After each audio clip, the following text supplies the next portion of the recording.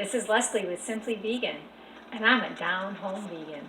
And today we are going to make some wonderful Southern-style gravy, complete with little crumbles in it. It's going to be so delicious. I'll give you the recipe at the end of this video. To start, we're going to put 4 cups of water in a pot to start to boil. Now, I'm making a double recipe because I'm feeding a crowd tomorrow. But put your 4 cups of water into a pot, put it on to start to heat, and we're going to add some of the ingredients while that water starts to heat. So we have got 2 cups of vegetarian crumbles, or you could use cooked beans if you like cooked garbanzos or cooked navy beans or anything like that would work. I'm just going to go ahead and put these crumbles, these are frozen, into my water and let this start to come to a boil. That's going to save us a ton of stirring time once we want to put the thickener into this gravy. I don't know about you, but I don't want to stand there stirring a pot for a long time waiting for it to thicken. So I've got my crumbles in the water, which is starting to heat. Now I'm going to add some salt. Put that in my pot. Nutritional yeast flakes.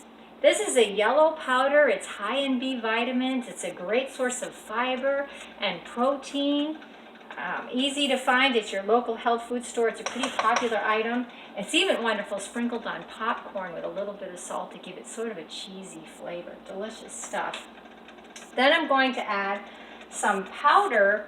This is a chicken style powder meant for making a vegetarian soup base or broth.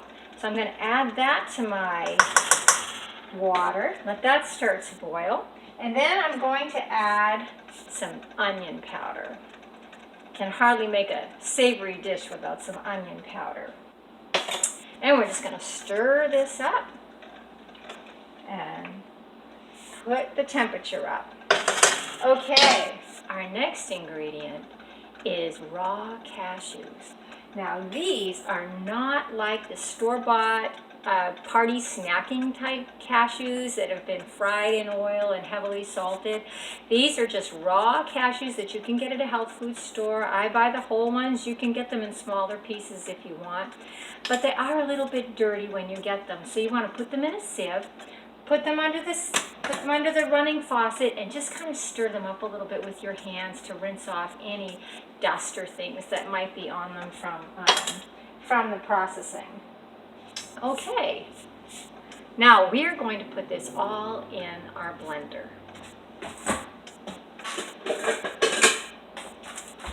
And today we're going to use a bullet.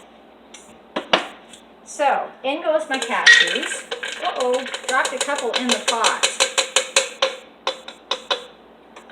I will get those out later. Such is life down home, right? Have my cashews in my bullet. I'm going to add some water. Put the lid on, nice and snug. And we're just going to process this until the cashews are smooth.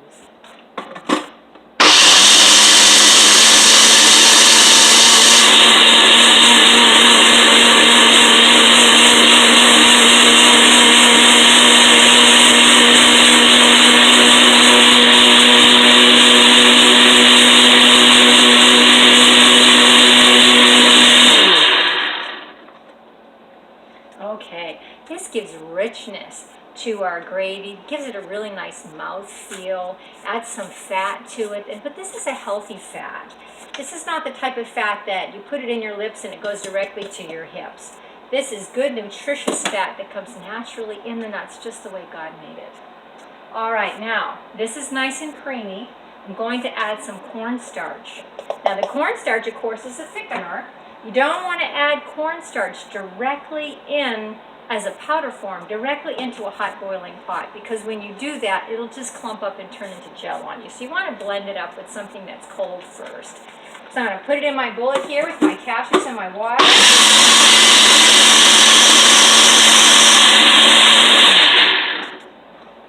And that is good to go. Now, our pot is boiling, as you can see, with our crumbles and everything in there. And I'm going to start stirring this pot and just pour this cashew cornstarch mix into this pot.